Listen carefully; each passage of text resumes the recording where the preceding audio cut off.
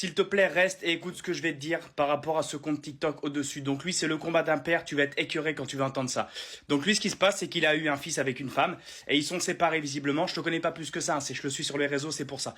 Et ce qui se passe, c'est que lui, sa mère frappe son gosse et le beau-père frappe le gosse aussi, pardon. Donc des médecins ont attesté des coups et blessures, des psychiatres de l'enfant et de l'enfance ont dit que oui, l'enfant n'inventait pas les choses, etc. Il a porté plainte et pour protéger son gosse, il l'a gardé 15 jours. Il voulait pas que son fils reparte là-bas.